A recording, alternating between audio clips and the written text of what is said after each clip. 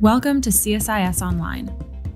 The way we bring you events is changing, but we'll still present live analysis and award-winning digital media from our Dracopolis Ideas Lab.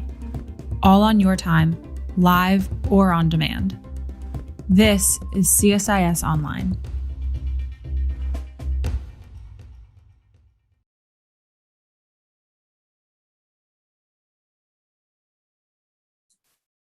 Welcome to the Center for Strategic and International Studies live stream event. My name is Heather Conley. I'm Senior Vice President for Europe, Eurasia, and the Arctic here at the Center. And I couldn't be more delighted to introduce a really important conversation. This is going to be such an important year for NATO, not only as we prepare ourselves for the June 14th NATO summit, but this is going to be an important year that looks at NATO's future, NATO 2030 and the decade ahead. NATO Secretary General Jens Stoltenberg has really created a clarion call for an increase in political consultations. He is calling for more conversations at the NATO table on economic matters, to think about climate, maybe even China. Do we have the procedures in place to do this? Yes. The Secretary General Stoltenberg also says that the political will is lacking. It's not for a lack of abundance of topics for NATO to talk about, but it's actually the lack of political cohesion within the alliance. Unfortunately, over the last decade, we've had democratic deterioration among NATO allies themselves, which has really created some challenges within the alliance. So, how do we create a more politically coherent NATO and a stronger political forum for NATO to become? I can't think of two better guests to help us unpack all those challenges than our two colleagues who have joined us. But let me first turn this over to Deputy Director of the Europe, Eurasia, and Russia Program, Rachel Alhus, who will take us through this important conversation for NATO.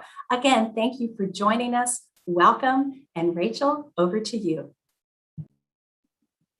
Thank you very much, Heather, and thanks to both of you for being here with us. As I was looking through your CVs, I could see that there was a long commitment to pursuing values as part of foreign and security policy. So you were almost on the trend before your time. But just to introduce both of you briefly before turning this into a moderated question and answer, Ambassador Dominac has been in her position as French ambassador to NATO since September 2019. Prior to that, she spent some time as the Secretary General for France's Interagency Committee for the Prevention of Crime and Radicalization. So also some crossover with our topic here today, as well as Consul General to France in Istanbul, Turkey. So with those three, I think she's very well positioned to join us today. And Omid Nourapour has been a member of the German Parliament, Bundestag, since 2006. And even prior to that, actually, but with a short pause in between. And most impressively, has been very active among young Federalists, as well as in German-American friendships. So I think, and German-Arab Friendship Society. So again, there's this tendency to build bridges and put values at the forefront of foreign and security policy. As Heather previewed, this is really a great time to address this issue. Not only do we have a NATO that's in the midst of this adaptation with a new strategic concept, the summit coming up, we have a US administration that's shown that it's committed to defending transatlantic values and revitalizing NATO. So in recent months, we've already seen some actions to try to demonstrate that the US is serious about making respect for democracy and human rights part of its foreign policy. The most recent example of this is President Biden's recognition of the Armenian genocide. But prior to that, we've also seen alignment between the US and Europe on sanctions with regard to Russia's treatment of Alexei Navalny or China's treatment of Uyghur Muslims. So this is something that's been on the European agenda for quite some time. There's a lot of room here for alignment. The question for us today is, how does NATO play in this? We would argue that there is a link between democratic backsliding internal to NATO among its member states and their political cohesion. And in fact, that there is a security threat if this is left unaddressed. So my first question to both of you is, the preamble of the North Atlantic Treaty lays out allies' commitment to democracy, individual liberty, and the rule of law. But today we see that those three principles are being applied unequally across the member states of NATO. Does this matter? And if so, why? Amit, shall we start with you? Thank you very much for having me, and great to see Heather again. Thank you very much for giving me the opportunity, Rachel, for having discussion with Ambassador Dominic. Yeah, it does, and I just want to elaborate that. Let me refer to one example, which is of course Turkey, which is one of the biggest challenges we currently have in the middle of the NATO. When Turkey decided to buy the S-3 and then the S-400, and later on they discovered that because of the black boxes of the missile system, they are not able to target Russian airplanes anymore. It was some kind of an end of the air sovereignty for anybody else but Russia above the Black Sea.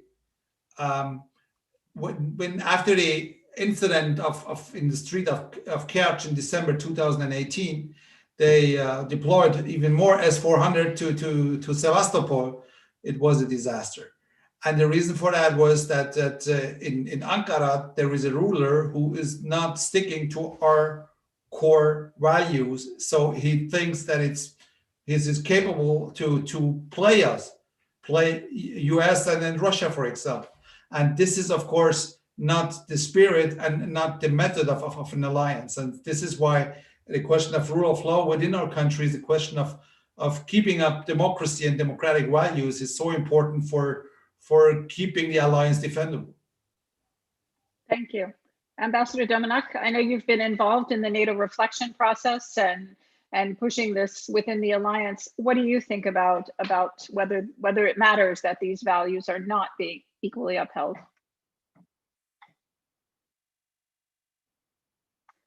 It's the classic mute button problem. Could you please unmute yourself? Thank you so much.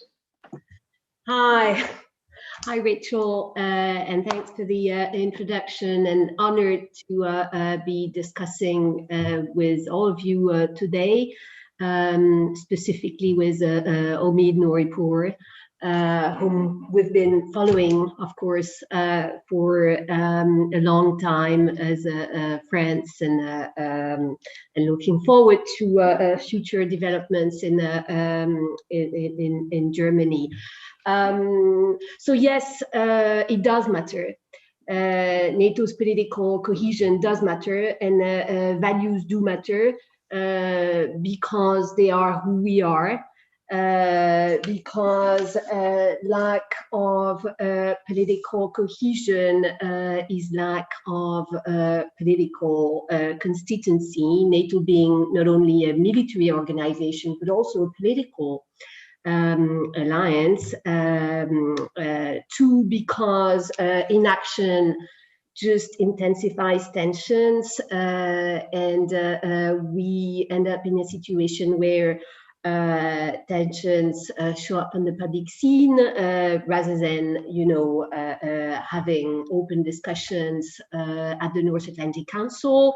Third reason why it does matter is because lack of compliance with alliance fundamental values end up in undermining NATO's core functions, deterrence and defense. We've seen deterrence and defense plans being withheld due to single countries blockage. We've seen partnership, and we're seeing partnerships with a number of countries blocked due to single countries blockage with the importation of bilateral disputes. We've seen and Omid has touched this already, the acquisition of equipment from a country from which the alliance is actively defending its members at the risk of undermining our common air defense. And fourth reason, indivisibility of our internal cohesion with our credibility on the external scene. A compromised media environment due to lack of public freedoms, freedom of the press, freedom of minorities' rights and everything only creates vulnerability to disinformation campaigns, but also, lack for respect for rules-based, for rules, just undermines the alliance credibility when we speak as defenders of a rule-based order towards competitors like and threats like Russia or the emerging challenge with China.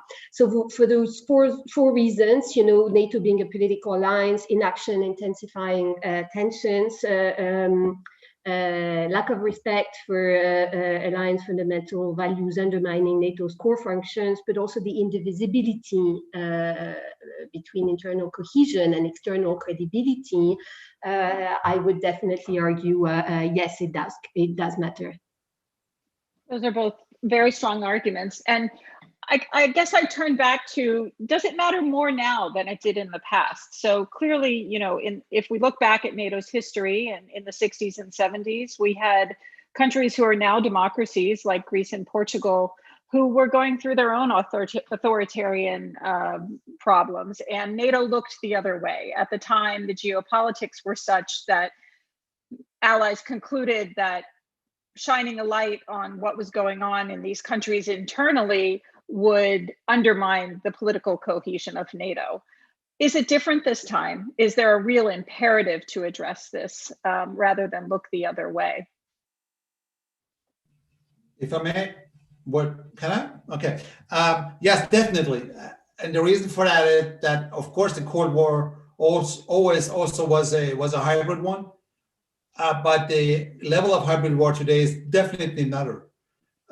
When we see loans from Kremlin directly coming to Marine Le Pen, when we see that in Germany our right-wing extremists in the parliament are colluding with Russia, when we see how Russia is interfering in Ukraine, when we see all of these fake news and misinformation campaigns, of course, the core of their attempt is to undermine public trust into our institutions.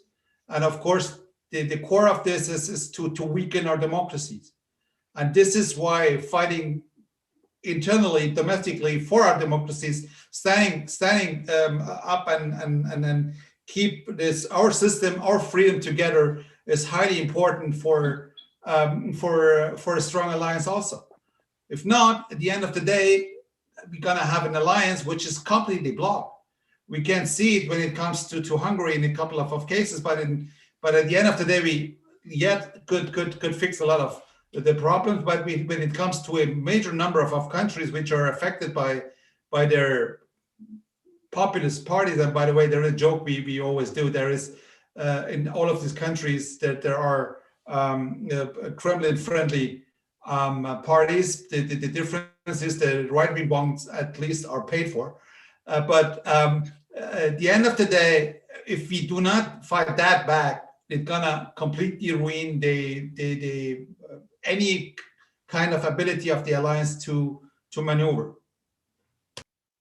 Excellent. Madam Ambassador. Merci. I think, yes, indeed, the world has changed. It's no secret since the days when it was the 12 of us and during the Cold War and a single issue, the USSR, the alliance has become more diverse with multiple challenges, intensified strategic competition, and also democratic progress under assault, as President Biden said at the Munich Security Conference, under assault, especially from countries that are playing hard power, with some courses of action that actually prove similar.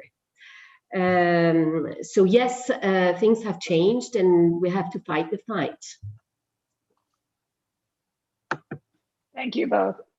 I think that's a very important point about how the spectrum of conflict has expanded. While hybrid's always been there, we now see the democratic backsliding, whether it's, as you mentioned, Madam Ambassador, the constraining of the media, or as you mentioned, Omid, the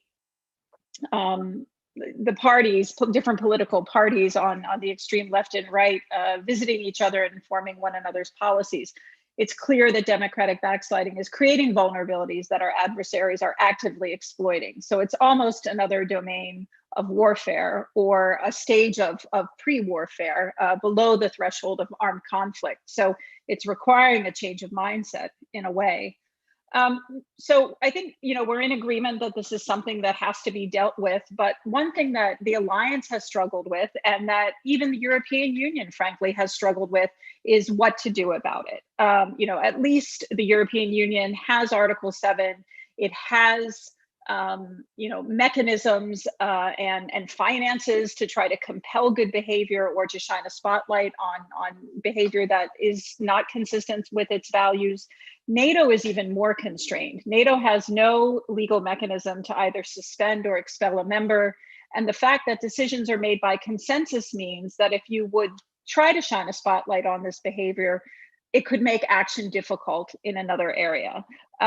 How do you think NATO can go about compelling good behavior? Have you given some thought to that? Should we start with you, Madam Ambassador? Switch it up, or would you like some more time?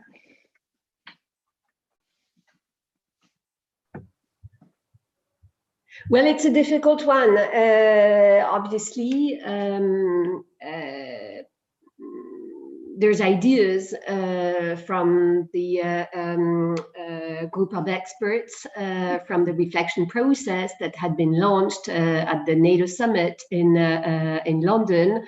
The idea of a code of conduct. There's been ideas floated that NATO should review sort of a compliance with fundamental values. Of course, technically, from a NATO perspective, any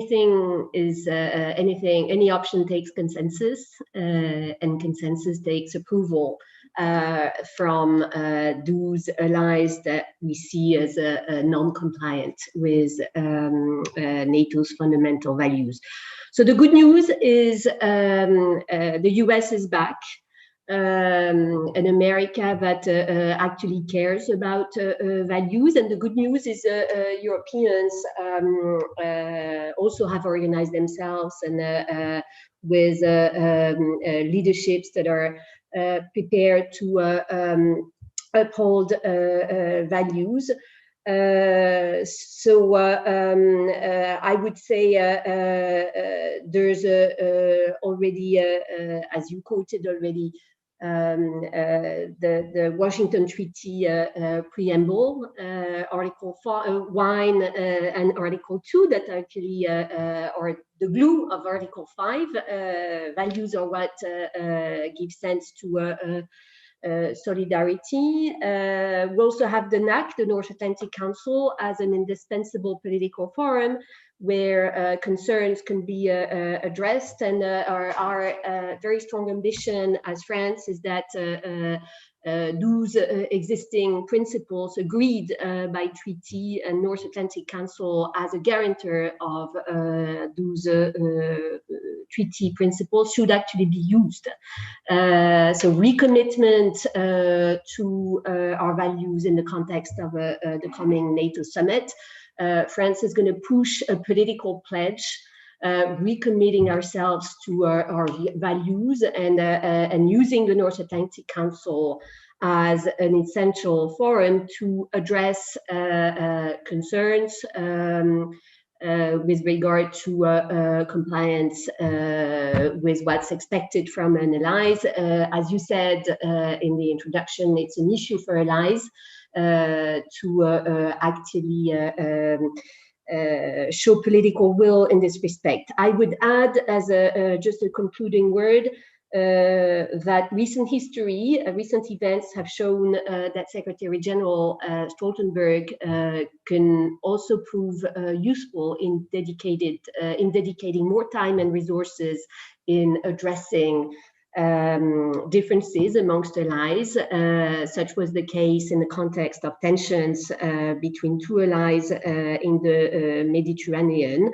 And we think that also contributes to elevate the price of non-compliance and simply reassert principles such as respect for the rule of law and peaceful settlement for disputes that are actually treaty-agreed principles.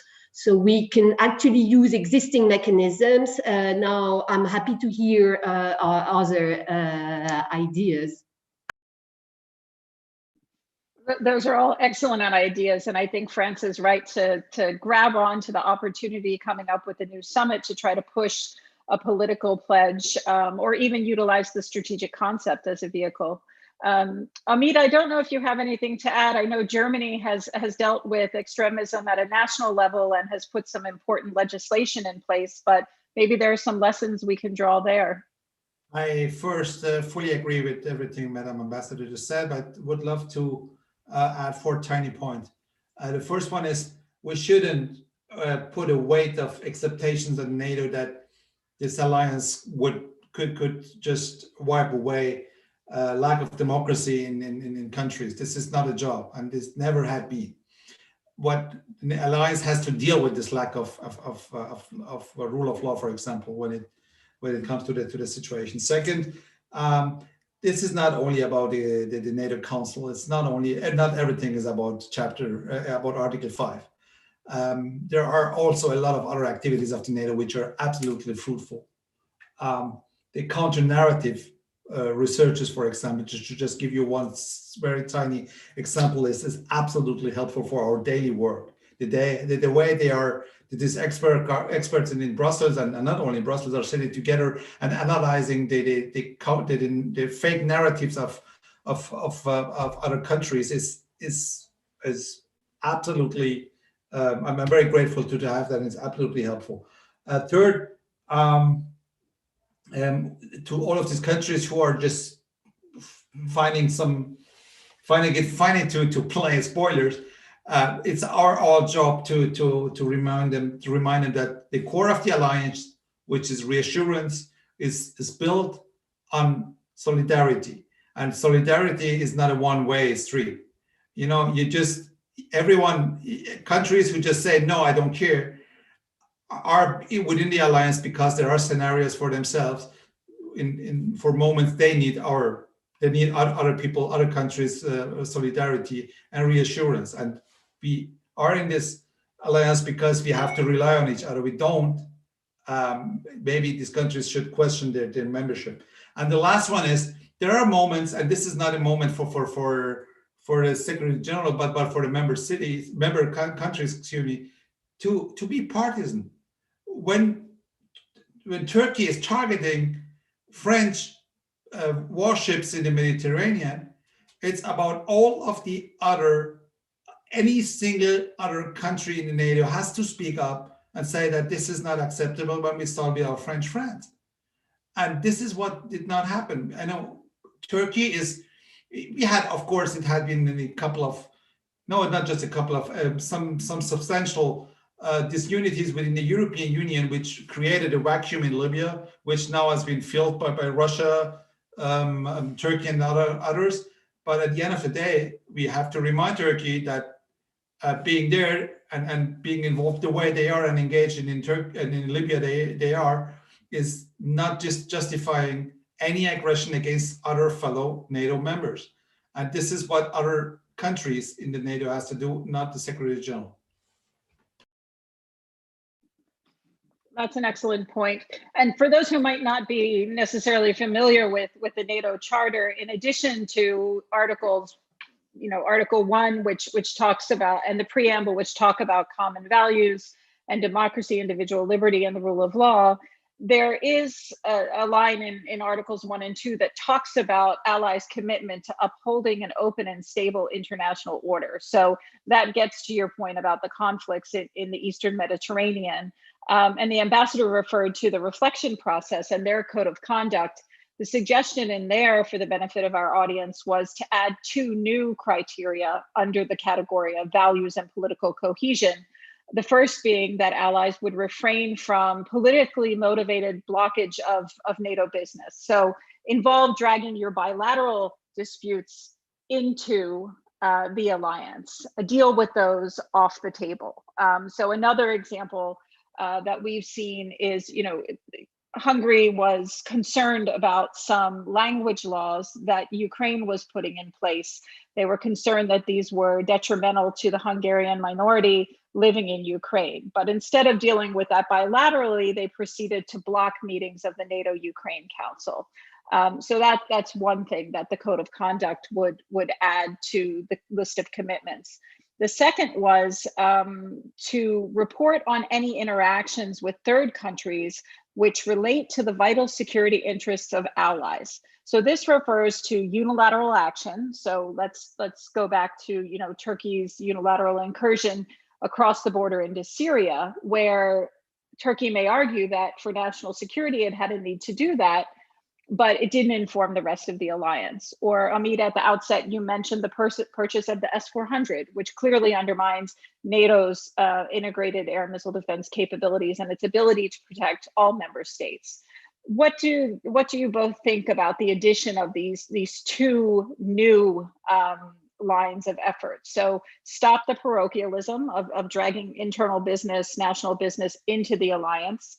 And having almost a requirement to give your allies a heads up when you're going to take action that could disturb the alliance as a whole.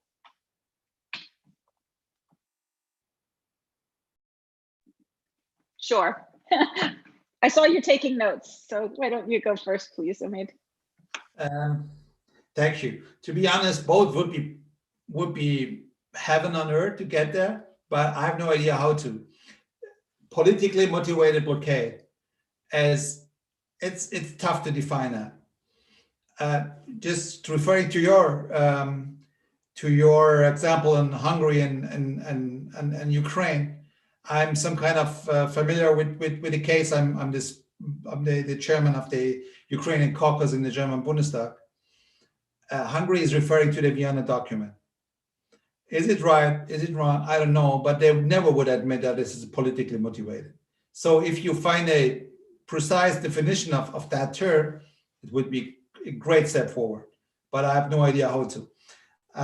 Reporting third parties interaction, this is amazing. This would be a huge step forward, I think. And I would love to see countries who are opposing it arguing why they do.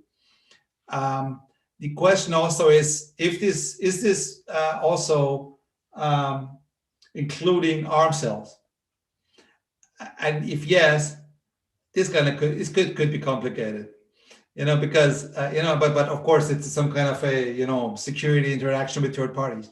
But without that, it would be much easier.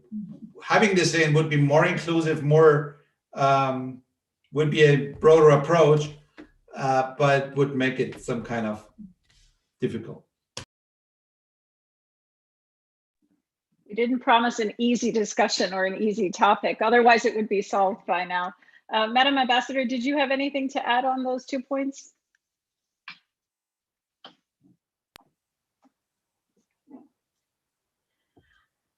I think those are interesting options, and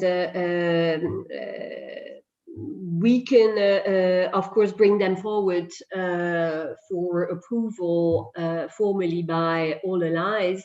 And I fear we would be facing challenges with the consensus rule, or we can use existing rules and the North Atlantic Council as a forum where allies, we are permanent representatives here. We meet from 2 to 10 times a week So, I mean, NATO is having, no doubt about that, internal cohesion challenges. Everyone can see that. There's no point, trying to hide them under the rug. But at the same time, NATO is also part of the solution with those allies that you mentioned, that, we should not reduce to their current leaderships if we are to keep them with the family. We also have to address issues, and the beauty about NATO is that maybe due to American or as they say, Anglo-Saxon influence, it's a very flexible organization where, I mean, you can raise those issues, at the North Atlantic Council just anytime, and sort of elevate the price for what some see as a non-compliance. So I would be a strong supporter of recognizing that, yes, we have issues in terms of our internal cohesion within the alliance. Democratic deterioration also within the alliance, but the alliance is also part of the solution, not the alliance only. I mean, it also takes discussions within the EU, be it for allies that are members of the EU or not. It also takes bilateral action. It also takes, clear lines, predictable and recent events show that predictable, serene options go quite, I mean, they get understood, and it adds to our credit. So NATO is part of the solution in addressing those issues, not NATO alone, but NATO with the EU, with us bilaterally. Again, I think it's an issue of political will, and the good news again is that we have an American administration, but also European allies that are committed not only to the alliance, but also to what holds the house together. But again, a house divided, and there again, I'm quoting an American president, a house divided cannot hold, right? So we, if we are to revitalize this alliance, we'll have to address internal cohesion to the benefit of our alliance. So again, that is going to be very much France's stand, and going back to Macron's comments, which as we're very much connected at the time with what had been happening in northeastern Syria. We would be more than happy to sort of close the cycle and get back to an alliance where we actually have renewed internal cohesion with political will from allies, including major allies, to address difficult issues. That's an excellent point, both of you. Thank you so much, especially this idea of raising the political cost for disobeying the rules, and how that takes not only NATO effort, but also harnessing the instruments of national power and EU power in the same direction. And right now we do have that alignment of administrations and leaders who are very much of that vein. I see questions coming in from the audience. You can, if you have a question, there's a live question button at the bottom of our event page where you're probably watching this on live stream. Please go ahead and put those in there, and I'll try to get to them. I can see that a lot of the questions are quite specific to Germany and France. I think, they know they've got you here, and they know that you both have elections coming up within the next year or so. So maybe we could turn to the intersection of kind of this NATO political cohesion values and what's going on in your own countries. Omid, I can see that, the new chancellor candidate for your party, the Green Party, Annalena Baerbock, has said that Germany needs to take a tougher line on Russia and China. Could you elaborate on that and how that sort of policy may play out? And then I have a similar question for the ambassador. Sure. Thank you very much for reminding me of our elections here. But by the way, I hope I'm wrong, but the France elections could be more exciting. Um, when it comes to Russia, we know that there are a couple of dividers within the European Union, and what everything we just referred to on NATO also, of course, could be referred to when it comes to the European Union. It's absolutely important to keep the union together. And one of the dividers, which is key to be addressed in Europe, is of course the concerns of our allies in Central and Eastern Europe when it comes to Russia. And this is why, for example, we and Annalena Baerbock are supporting the reassurance measures of NATO in the Baltic from the first second. We think that this is not about just sweet talk and go on for dialogue with Russia. Yeah, we have to go on with dialogue with Russia. And we have a lot of dialogue. I myself, for the last 7 years, has been part of, 500 different, this is of course the wrong number, but a bunch of figures of, huge figures of dialogue forums with Russia. They've been fruitful? No. But we will go on talking. Is there an alternative to the dialogue? No. We go on talking, but things are getting bad and bad. And Annalena Baerbock is deeply convinced that further aggressions, especially of Russia, need a price tag now and not after they've been taken. So this is why we think that it's highly important after what we've seen in the last weeks, the surge of Russian armed forces in the eastern part of Ukraine, in Crimea, in Azov, and in the Black Sea. And no, they are not all withdrawn yet. This is highly important that the stop sign is drawn now and not after other countries, other partner states has suffered. We are talking, Russia is super important. Russia, there won't be peace in Europe without Russia. But the question why we do not have peace in Europe in these days is not decided in our capitals, but in the capital of Russia. And there are three neighbors countries of Russia being invaded in this moment. So this is why, of course, not entirely invaded, but attacked by Russia. And this is why she's saying that we need dialogue and toughness. And in China, there is just one thing these two countries have in common when it comes to partnership and cooperation. This is the question of climate protection. This task won't be fixed just by the West, but of course it's highly important that we address also the question of human rights, the question of breach of international law in Hong Kong, the question of the way they are threatening Taiwan, Xinjiang, Tibet. And by the way, when I say human rights, it's not only about the minorities in the country. It's of course about the human rights situation of the entire country we have to talk about. And the reason for that is first, of course, because it's our duty and we are humans. And the second one is look at the pandemic management of China. It's all about power projection. And we do not ask them question, at least, about the weak points or the weak links. And they have a lot of. We would let them just win.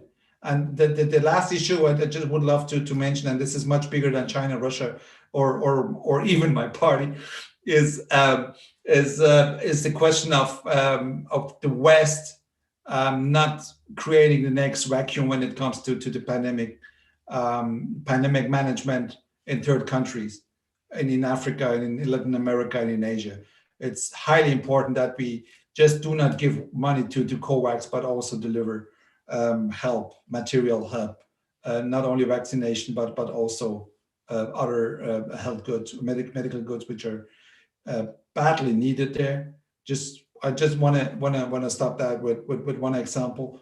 Giving money to COVAX for Latin American countries to buy Chinese vaccine doses means that the Chinese have a huge show on the airports when they come in with the cameras and more cameras than vaccine doses.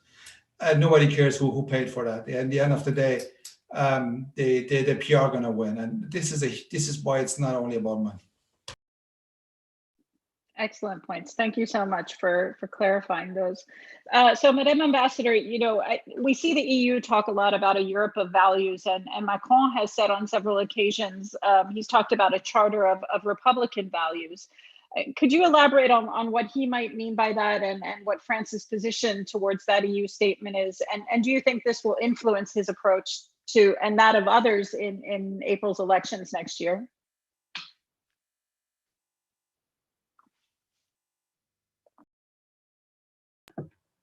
A charter on Republican values, you mean at the European scene or internally?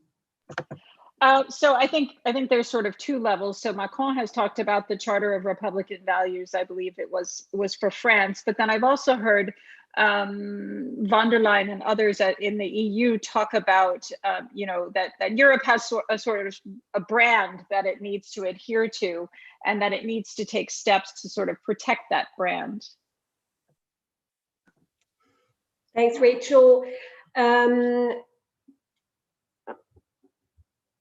Yeah, I feel old enough now to say when I became politically conscious, it was the fall of the Berlin Wall, and I rushed to Berlin to celebrate, and I was literally convinced that we were, heading at more democracy and more rights and more everything. And I have to say, my generation sort of took this for a win, somehow for granted for our children. And I have 3 children that I see are growing up in a completely different environment, where they will have to fight the fight of who we are, and who we must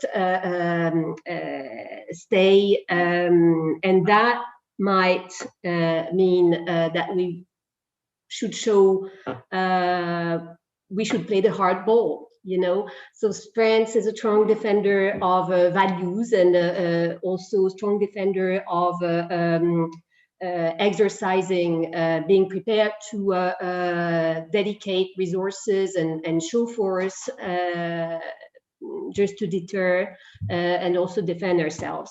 And that goes for Europe as well. Europe can no longer stay in this asymmetry of military capabilities with the US. Not that we don't trust the US, but this over dependence is just too much of an asymmetry. So we need to do more for ourselves, not to separate ourselves from our US and Canadian and other non-EU allies, but for ourselves, defending our values. So that stands very much as France's priority. And I have to say also that part of our values, and I think our state secretary for European affairs, Clément Beaune, also made them clear in Poland, is also that we respect minority rights, including LGBT rights, and I think this is who we are, and we have to stand firm on that one. That's part of human security, and also women rights, and there I'm referring obviously to Commission President von der Leyen yesterday, that the status of women is also the status of democracy, is also part of who we are and what we should stand for. So this human security agenda is also one that France will be pushing in view to the NATO summit coming in June. And I wanted to flag this also very much in continuity between what we're doing on the EU side and also what we're doing on the NATO side. And last, I couldn't agree more with what Monsieur le Député Nouripour has been saying on Russia. Defense and deterrence to Russia, also dialogue, not as a sign of weakness, but also as part of our defense and deterrence to Russia. Dialogue is not a reward. So France has been pushing this also with Germany dual track approach, very much the approach of Jens Stoltenberg, by the way.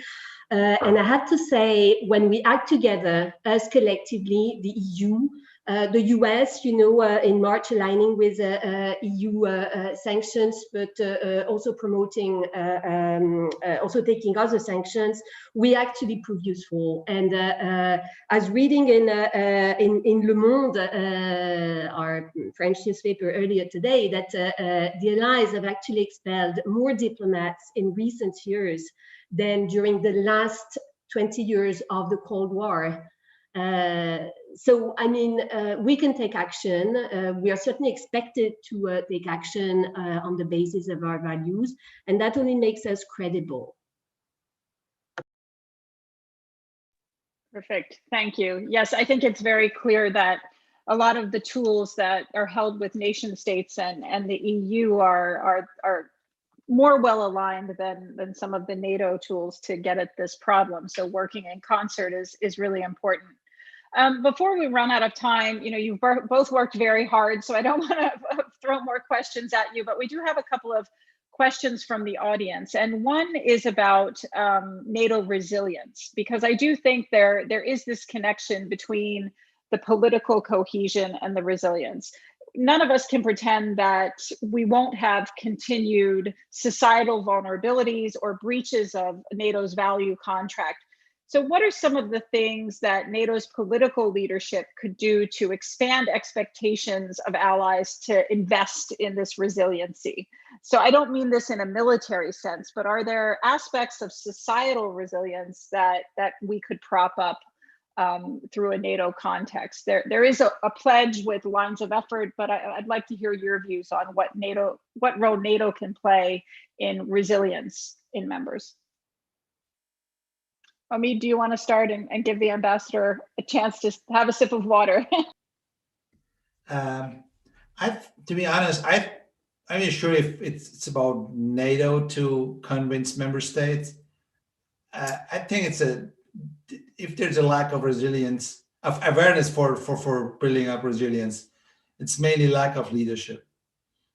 You have to go out and talk to your people that there is a problem, that there are countries who are trying to interfere, that there are countries who are driving misinformation campaigns to undermine trust into our democratic institutions.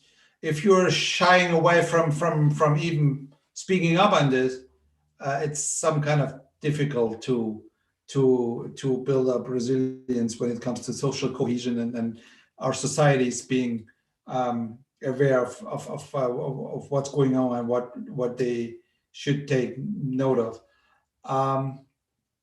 When it comes to hardware, it's obviously a question of the alliance, but there is much more than this. The question of there is no secure IT, but more secure telecommunication.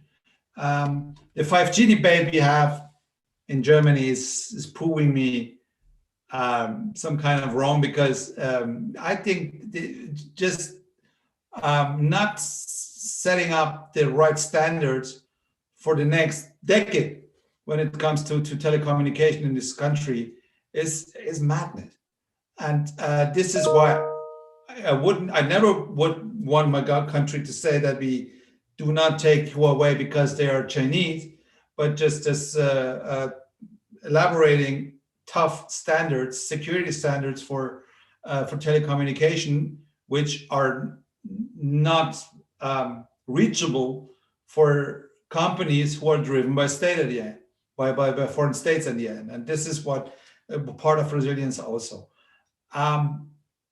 NATO as a platform for discussions for such issues, as a platform for lessons we can learn from each other, and this is not only the NATO members. I think when it comes to hybrid warfare, we can learn a lot from Ukraine, because every trend is seen first there, then it comes to Europe mainland. I think that as such a platform, NATO is unreplaceable. And this is, I think, the most important role NATO could play to help us building up resilience. Thank you. Madam Ambassador, did you have anything else to add on the resilience efforts? I think your question brings us back to the issue of values. I've been doing a lot of, as you mentioned in your introduction, of the fight against prevention against violent extremism. Omid Nouripour's point on counter narratives. And us having specific responsibilities in, encouraging counter narratives resonates a lot with me. I think it takes a lot of civil society empowerment and just respect for, sticking to who we are and respect for our fundamental values, including freedom of the press and individual liberties. Again, a compromised information environment creates vulnerability for disinformation campaigns from hard powers. And in this respect, Russia has developed numerous, manipulations of informations. Those are well documented, and sadly, the Russian handbook has been followed by other countries playing hard power, not only China. So being resilient is respecting our values, empowering civil society, and also respect simply for freedom of the press. The best antibody to disinformation is a free press and freedom of expression. So that brings us back to values. And again, nothing prevents us from raising concerns in this respect in whatever platform where we as allies sit together.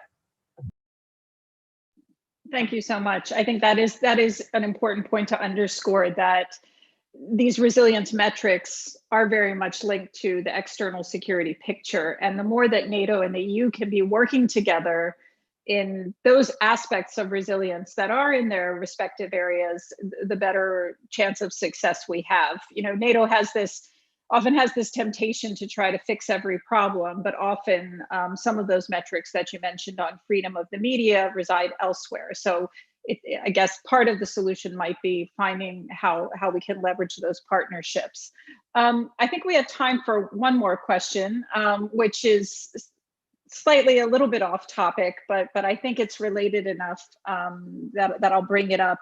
It's this idea of how the Biden administration's view of the European Union, and by extension EU-NATO cooperation, is a bit different than previous administrations. In the early days of this new administration, we've heard Biden say that a stronger EU defense is in the US interest, it's in NATO's interest. I know we focused today on the values aspect and political cohesion, but maybe let's end on a note about where you think NATO and the EU could cooperate over the next year or so most usefully to try to carry forward this common agenda on political cohesion, but also other areas. How can Europe take advantage of essentially what is an open hand from the Biden administration for more Europe in defense, whether that's in a NATO context or an EU context or some sort of coalition of interested? Omid, do you want to start? Let me make a confession. When you went to elections in the United States, of course, I was awake till the end. And the next morning, I promised to myself to do everything which I can, and I know it's limited, to avoid the repetition of a moment when I sat there watching polls in Colorado, wondering who's gonna win and asking myself what it means for my country. Okay, so it's not about mistrust, and I, from the bottom of my heart, I'm a transatlanticist, and I love the United States, and I sorry that it just managed to visit 40 states, and if the pandemic is gonna try the next 10 also, but I think the old role of the United States to take a patronage over Europe is definitely over. So it's not about the relation between EU and NATO is not about coming together and talking about additional military capacities. This is not the case. This is about Europe standing for itself and being strong enough to team up with the United States so we can face the systemic rivalry challenges, which are not only China and Russia, there are a couple of more. And when having the honor to share a panel with the ambassador of France here, one of the countries which has been affected the most by jihadism for the last years. Obviously, the question of systemic rivalry is much more than the one between the West and the rest, and then the rest are just countries. So I think it's the first homeworks are within the EU, and we do our homeworks. It's highly important that we can rely on each other, but not as a job sharing, which is unequal, but as a platform of friends and partners, and definitely as a platform of learning. And there are a lot of things we can learn from each other. The highest level of my fantasy of these alliances, that we are able to have structures which can challenge we can face the challenges we do not know yet because they're not invented yet. Okay, we are not that far away. We are far away from that point, and this is what we have to talk about. Therefore, it's need cooperation and dialogue among each other, because we have to learn from each other. And the last very last one is, as we know, systemic rivalry is first decided by values and second by technology. And the second part is a huge one, and I think NATO and EU could play a much bigger role in that. And if CSIS is setting up another panel on this and invite me, I would love to join.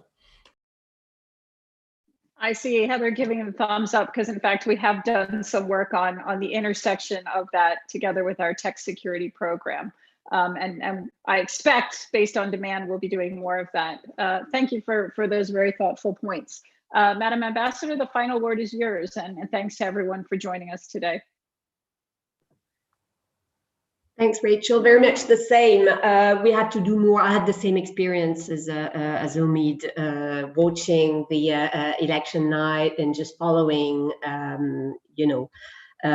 whatever county in Georgia, Florida, trying to explain my kids why that counts so much. Not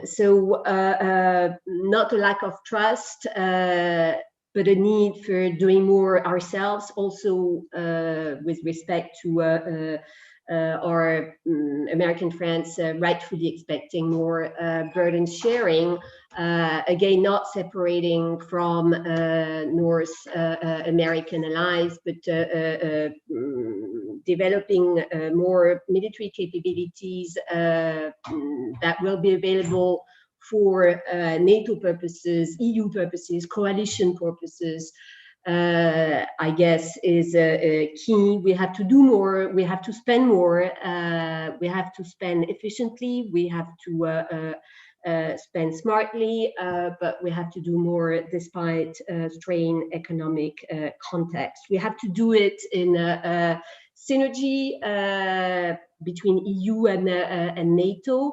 A lot of support further EU-NATO cooperation on military mobility, on hybrid, on cyber, you name what. Yet,